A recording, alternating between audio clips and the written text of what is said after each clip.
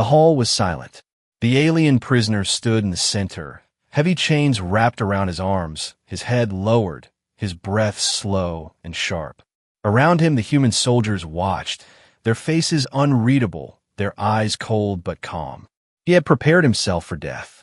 In his world, defeat meant execution, and mercy was only a story told to children. Now, as the heavy doors closed behind him, he thought his end had arrived. The alien's body shook, not from fear of pain, but from the shame of being captured alive. His people had warned him, humans will tear you apart. They will make you beg. They will crush you without thought. Those words echoed in his mind, feeding the fire of his dread. He raised his eyes and saw the human commander, a tall figure dressed in dark uniform, his face calm, his hands folded behind his back. There was no hatred on his face, only something strange, something the alien could not understand. "Prisoner," the commander spoke, his voice steady, echoing in the hall. "You stand here today because of war, because of blood, because of choices made by your kind." The alien's chest tightened, expecting the next words to be his sentence of death. He closed his eyes, bracing for the command, bracing for the punishment he believed was coming. But silence followed, a silence heavier than any chain. The alien slowly opened his eyes, confused. The commander's gaze was steady, but not cruel. Instead of anger, there was a calm light. Instead of fury, there was patience. It was not the face of an enemy. It was the face of something else. The alien's mind ran wild. Why were they waiting? Why were they not ending him? Why did they keep looking at him, as if expecting something more? Behind the commander, the hall was filled with humans of every kind, soldiers, officers, even civilians who had lost families in the war.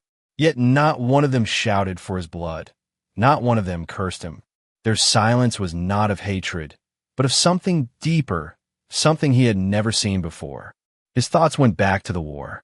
He remembered burning cities, falling towers, human cries that once made him proud. He remembered his ship firing without mercy, his people cheering as destruction spread. He remembered how humans never stopped fighting back, even when they were broken and bleeding. Now here he was, expecting their revenge, yet they stood calm, as if weighing a choice far greater than vengeance. The commander finally stepped closer. "You came here thinking we would answer cruelty with cruelty," he said, his voice calm. "You came here believing that punishment is the only language of war." The alien flinched, his heart racing. The commander's next words struck like a storm. "But we choose differently." The alien blinked, confused, his chains rattling as he raised his head. What did that mean? What was this word different? He had no memory, no lesson, no story from his people that explained this. Then the commander said it. One word, heavy as stone, soft as air. "Mercy." The alien froze. The hall spun around him. His body trembled as if struck by lightning. Mercy, the word repeated in his mind, a word his people never used, a word that had no place in war. He wanted to laugh, he wanted to scream, he wanted to deny it, but no voice came out. The humans did not draw their weapons. They did not step forward to strike. They did not call for his execution. Instead, they stood, waiting, watching, as if they had given him something greater than death. The alien's heart pounded, his throat tight. For the first time in his life, he felt weaker than ever before, not because of chains, not because of wounds, but because of that one word. The commander turned to the others and spoke again. Mercy does not mean weakness. It means strength greater than any weapon. The alien stared at him, unable to breathe, unable to think. His people had lied, he thought. They told him humans were beasts, but beasts do not speak mercy. Beasts do not choose mercy. And yet here it was alive, real, impossible to deny. The alien lowered his head once more, but not in shame. This time it was in confusion, in fear of something greater than punishment. Because punishment he could understand, but mercy was something he could not fight. And deep in his heart, a seed was planted, a seed that whispered a terrifying thought. Maybe everything he had believed was wrong. The hall remained silent. The alien stood there, chains heavy, mind burning, heart trembling. He had braced for punishment, but humanity had answered with mercy. And that single choice would change everything to come. The alien sat in a cold chamber, his chains now lighter, his body no longer dragged across the floor. Humans had not beaten him. They had not shouted at him. They had not even insulted him. Instead, they had given him food, clean water, and a bed softer than the metal slabs he had grown used to. It confused him more than any battle ever had. He stared at the plate before him, steam rising from the meal. His hands trembled as he reached for it, not out of hunger, but out of fear. He thought the food might be poisoned, a trick to finish him slowly. But when he took a cautious bite, he felt warmth spread through his chest. It was real food, cooked with care, flavored with herbs, not the rations of prisoners. Why would they give him this? Why would enemies feed the one who had slaughtered their kin? The alien leaned back against the wall, his eyes heavy, his thoughts racing. His people had told him humans were cruel, that they would crush him like a worm. Yet here he was alive, breathing, even treated with dignity. It made no sense. For the first time, the certainty inside him cracked. He remembered his training, the voices of commanders who had shouted into his young ears. Humans are weak. They hide their weakness with rage. You must strike first, show no mercy. He had believed those words. He had carried them like fire. And yet, here was proof that humans were not what he was told. Instead of rage, they offered calm. Instead of cruelty, they offered something else, something terrifying. The door to his chamber slid open with a soft hiss. A young human soldier stepped inside, holding another tray. Her eyes met his, steady and firm, but not hateful. She placed a tray on the small table and spoke softly. "You need strength. Eat more." The alien blinked, staring at her. Her tone was not the voice of a conqueror. It was the voice of someone who cared. Not cared for him as a friend, but cared because it was her duty. Still, even that small light of respect cut through his armor of hate. He looked away, muttering in his own tongue. Why? The soldier tilted her head, confused. The alien forced himself to speak in broken human words. Why mercy? The soldier hesitated, then answered with words that struck him like a blade. Because mercy makes us stronger than hate. The alien's eyes widened, his chest heavy. He wanted to scream, to deny it, but his throat refused. He had seen hate, lived by it, killed with it. But he had never seen mercy until now. And it was stronger than chains, stronger than walls, stronger than fear. That night, as he lay on the bed, he could not close his eyes. Every moment of war replayed in his mind. The screams of humans, the fires of cities, the orders of his generals. He remembered laughing once his ships fell from the sky. But now, when he remembered those cries, they did not sound like victory. They sounded like ghosts. Ghosts that would not let him rest. In the quiet of the chamber, he whispered to himself, "Maybe they're not weak. Maybe we are the weak ones." The thought terrified him, for if mercy was strength, then everything he had believed was a lie, and lies built his entire life. If his people were wrong, then what was he? A warrior, or just a fool led into darkness? The chains on his arms no longer felt like punishment. They felt like protection, for he feared that if they were gone, he might do something he no longer wanted to do. He feared what choice he might make when given freedom. As he drifted into restless sleep, one image stayed in his mind. The calm eyes of the human commander, and the word that broke his world. Mercy. The next morning, the alien was led into a different chamber. It was not a prison cell, not a cold hall of judgment, but a room filled with light. Tall windows let the sun fall across polished stone floors. Banners of blue and white hung against the walls. The alien blinked against the brightness, his eyes struggling, for he was used to warships and shadows. This place felt wrong, not because it was cruel, but because it was gentle. The commander stood there, waiting, his posture calm, his hands resting behind his back. Beside him were other humans, men and women in simple uniforms, no weapons drawn, no chains in their hands. At the far end of the chamber sat a table, food laid out once again, fresh fruit, bread, water clear as crystal. The alien's heart twisted, for he did not understand. This was not how victors treated enemies. This was not how war ended. The commander spoke, his voice steady. "You ask why we show mercy." The alien stiffened, his chest heavy, for the words still burned like fire in his mind. The commander's eyes did not break away. "Because we have learned that punishment alone cannot build the future. It only repeats the past." The alien's jaw tightened, his mind flashing with images of fire and blood. In his world, power came only from fear. Strength meant domination. Survival meant crushing all opposition. He shook his head, whispering, "You weak." The humans did not react with anger. They did not raise their voices. Instead, one of the officers stepped forward, placing a hand on the table. "Mercy is not weakness. Mercy is choice," she said, her voice soft yet firm.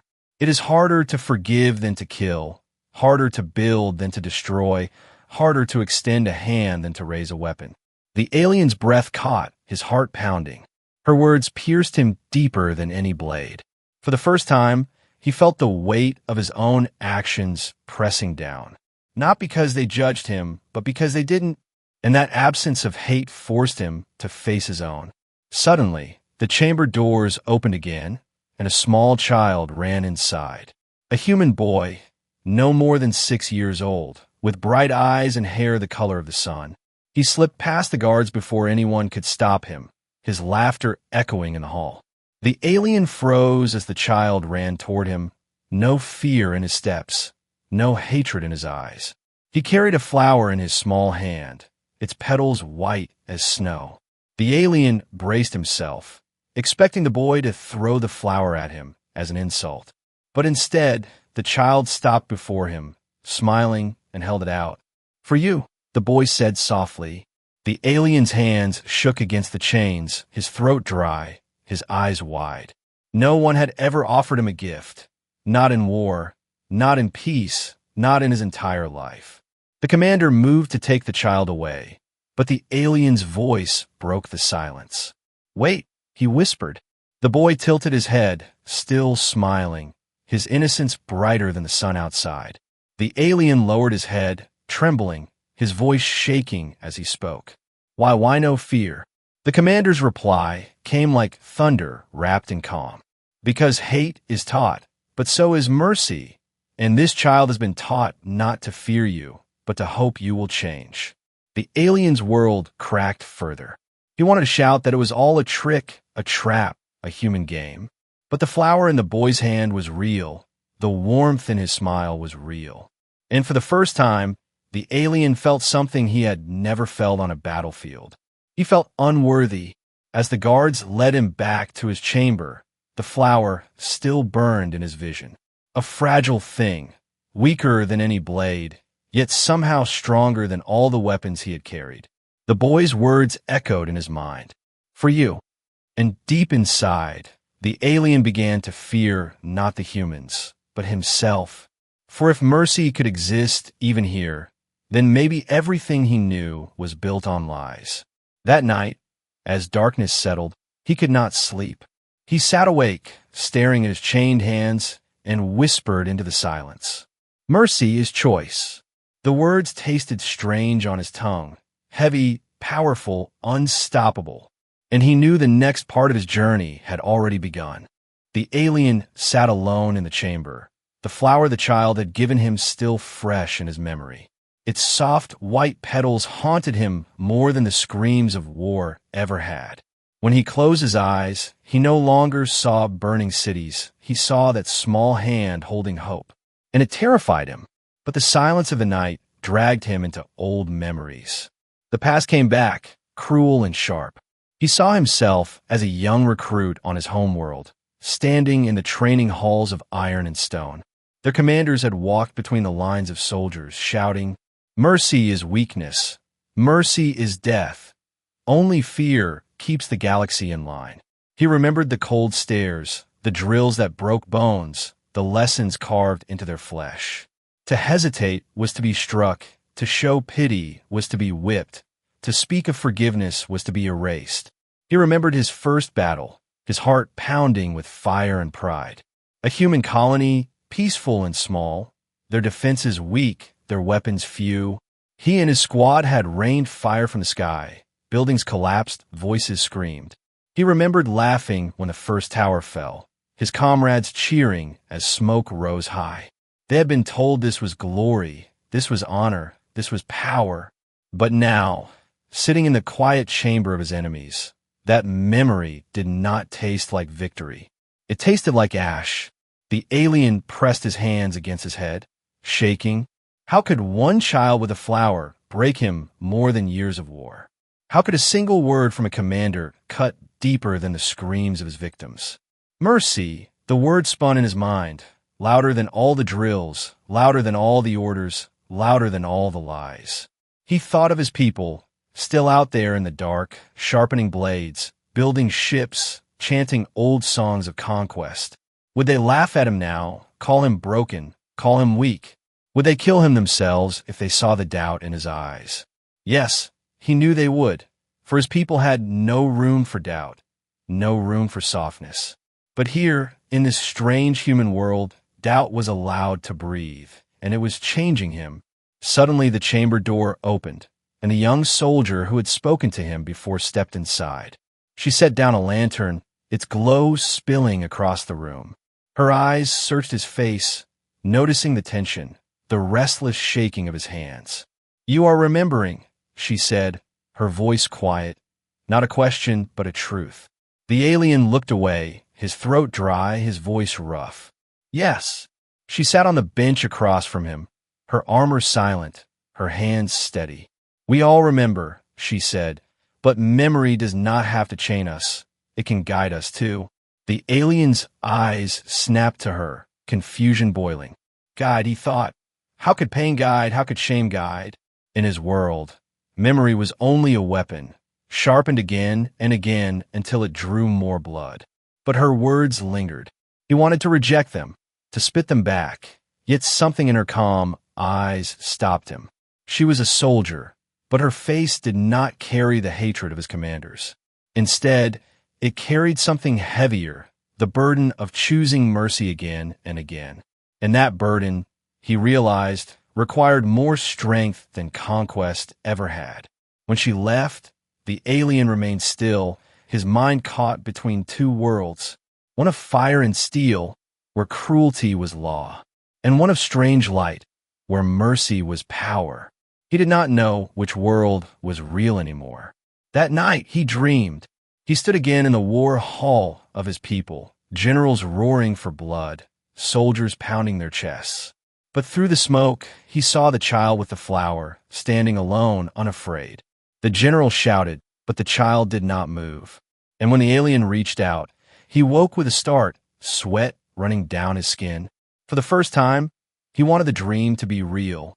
He sat in the darkness, whispering to himself. Echoes of the past cannot silence the voice of mercy.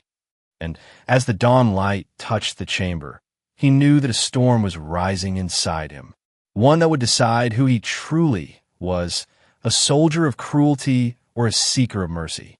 The alien woke to the sound of footsteps in the corridor. The heavy door slid open, and two guards entered, their expressions calm but firm. He rose slowly, expecting more questions, another trial, perhaps another lesson in this strange thing called mercy. But instead of binding his hands, they unlocked his chains. The sound of metal falling to the floor echoed through the chamber. The alien froze, staring at his wrists, free for the first time since capture. "Come," one guard said, his voice steady, without threat, without anger. The alien followed, his heart pounding, his mind racing. This had to be a trick, a test, some game humans played before ending him. Yet no weapon was pressed against his back. No insults were thrown at him. They walked together through bright halls, sunlight spilling across the stone. The air smelled of bread, of flowers, not of fire and war. Finally, they led him into an open courtyard. There he saw humans working side by side, rebuilding what war had destroyed. Walls broken by blasts were being repaired. Gardens burned by fire were being replanted. Children carried buckets of water. Soldiers carried heavy beams. Civilians painted walls. It was not the site of conquest. It was the site of renewal.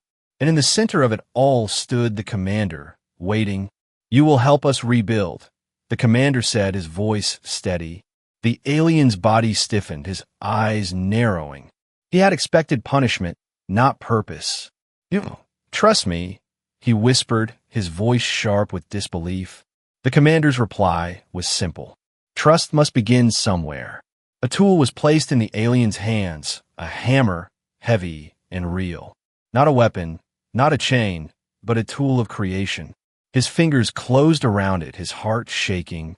He looked at the broken wall before him, the humans beside him, the silence of their eyes. No one shouted, no one mocked, no one feared. They simply began their work and waited for him to join.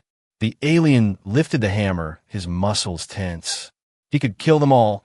He thought he could strike down the nearest soldier, take another hostage, maybe escape. The chance was in his hands. But another thought burned in his chest.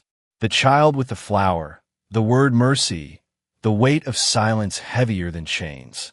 His hands trembled, the hammer shook. And instead of striking, he lowered it gently against the stone. He struck once, not to destroy, but to build.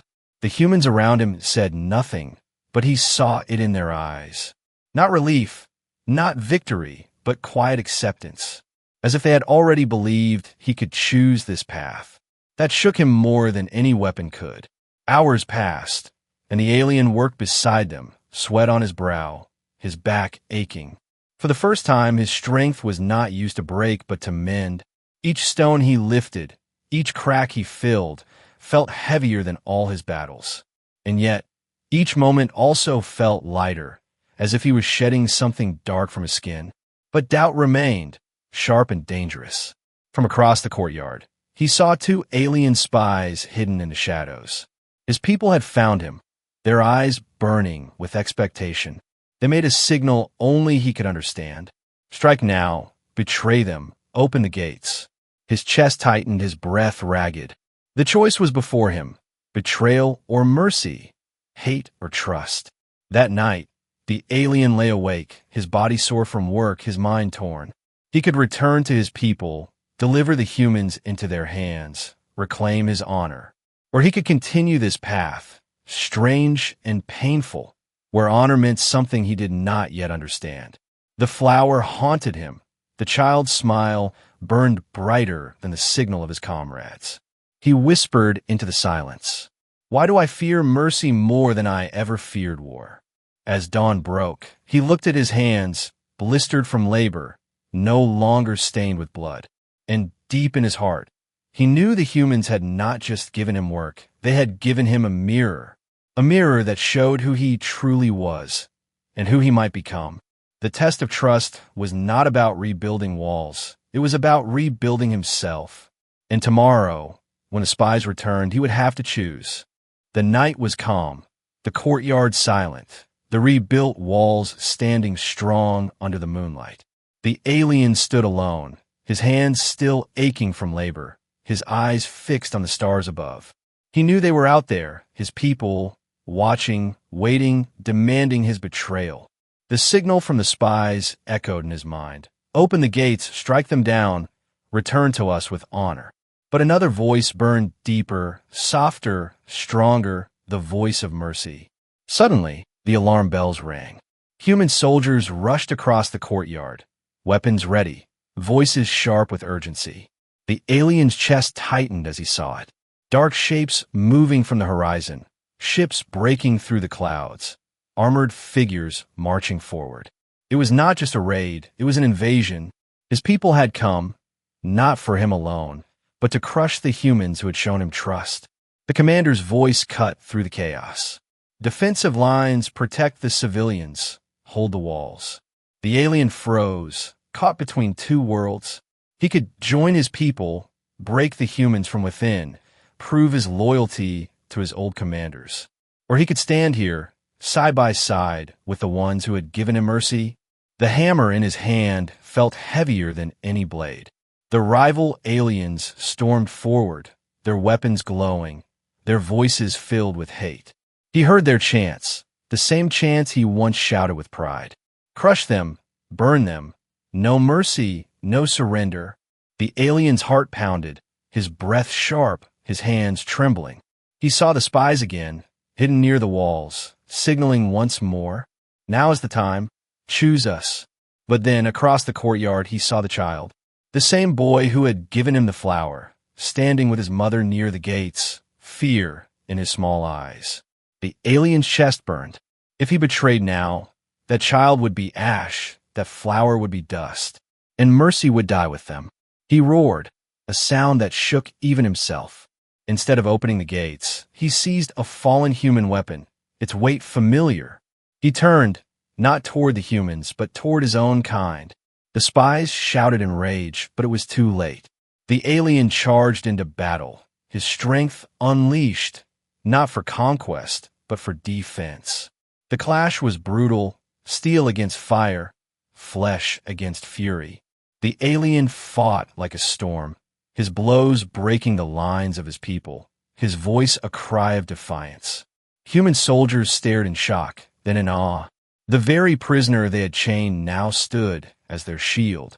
Side by side, they fought together, the courtyard burning, the walls trembling. One of the enemy commanders broke through, his armor black, his eyes burning with hate. He pointed at the alien, his voice cutting through the battlefield. "Traitor, you shame your blood. You will die by our hands." The alien met his gaze, his chest rising with fire. "No," he roared, "I live by mercy." Their battle shook the ground, blade against blade, strength against strength. The alien felt every lesson of cruelty echo in his bones, every order of hate scream in his ears. But then he remembered the flower, the child, the commander's calm voice. Mercy is not weakness, mercy is choice. And with that, he struck down his old commander, his roar silencing the chants of hate. The rival aliens faltered, their confidence broken, their eyes wide as they watched one of their own fight against them. The humans pressed forward, their unity stronger than rage. The courtyard filled with shouts of defiance, not fear, not hate, but hope. And for the first time, the alien fought not as an enemy, but as a protector. When the battle ended, the ground was littered with weapons and smoke. The spies who had signaled him lay defeated. Their mission failed. The humans stood, breathing hard, their weapons lowered, their eyes turning to the alien. He stood in the center of the courtyard, chest heaving, hands bloodied, but his eyes clear. They had trusted him with choice, and in the fire of battle, he had chosen. The commander approached, his gaze steady. "You could have betrayed us," he said, "yet you stood with us." The alien lowered his head, his voice rough. "I did not stand with you. I stood with mercy." Silence filled the courtyard, but it was not the silence of doubt. It was the silence of respect. The alien had passed the test, not with words, not with promises, but with battle. And though the war was not yet over, his choice had been made. For he was no longer only his people's soldier. He was the defender of those who had spared him. The smoke of battle still hung in the air. Broken weapons lay scattered across the courtyard, walls scarred but standing. Human soldiers stood weary yet unbroken, their eyes turning toward the alien who had fought beside them. He stood in the center, chest heaving, body marked with cuts, but his stance unshaken. The flower the boy once gave him seemed alive in his mind, glowing brighter than the fires around him. The commander stepped forward, his voice steady but heavy with meaning. "You were our enemy, yet you fought as our shield." The alien lifted his head, his eyes burning not with rage, but with clarity. "I fought because mercy is stronger than hate," he said, each word rough but true. The soldiers exchanged glances, some in disbelief, some in respect. The silence that followed was not mistrust anymore. It was the silence of something new. Then, from the edge of the battlefield, more figures appeared. His people, armored and proud, their banners still raised high. They had come to witness the end, expecting to see him chained or dead. Instead, they found him standing tall among humans, his hands no longer bound, his eyes no longer dark. One of their generals stepped forward, his voice sharp as a blade. "You shame us. You choose slaves over warriors. You choose weakness over power." The alien felt their eyes pierce him, the judgment of his own blood. For a moment, his chest tightened. Memories of training, of orders of glory once promised. But then he remembered the child, the soldier's calm words, the commander's steady gaze. He remembered rebuilding walls instead of tearing them down. He remembered the moment he chose not betrayal, but defense. And he realized he was no longer theirs. He stepped forward, his voice roaring across the courtyard. "No, I choose mercy, and mercy is stronger than your cruelty." His words echoed against the walls, against the sky itself. The humans stood taller, and even some of his people faltered, doubt flickering in their eyes. The general sneered, his hand on his weapon. "You are lost. You are broken. You are no son of ours." The alien clenched his fists, his voice firm. "I was your son when I burned worlds, when I killed without thought, when I carried your hate." He lifted his head higher. "But now, I am more than your son, because I have seen mercy, and it is greater than fear." The rival alien shouted, some calling for his death, others silent. The humans raised their weapons, ready for another fight. But the alien raised his hand, standing between both sides. "No more chains, no more fire, no more lies," he said, his voice unshaken. "If war is all you have, then you are weaker than the child who gave me a flower." His people froze, their chants dying on their lips. Even the general hesitated, for in those words was something sharper than steel. Truth. The alien turned to the humans, lowering his head in respect. "You gave me mercy when I deserved none. You showed me strength that my people never taught. From this day, I will stand with you, not as prisoner, not as enemy, but as ally." The commander's eyes softened, his voice calm. "Then you are free, not because you fought, but because you chose." The alien's chest trembled, a weight lifting he had carried his entire life. For the first time, he felt not fear, not shame, not chains. He felt belonging. As dawn rose over the battlefield, light spilling across broken stone and bloodied ground, the alien stood between two worlds, no longer a prisoner of one, not yet fully part of the other. But in his heart, he knew the path he had chosen, the path of mercy. And in that moment, he understood the truth that had begun his transformation. The alien had braced for punishment, yet humanity had answered with mercy.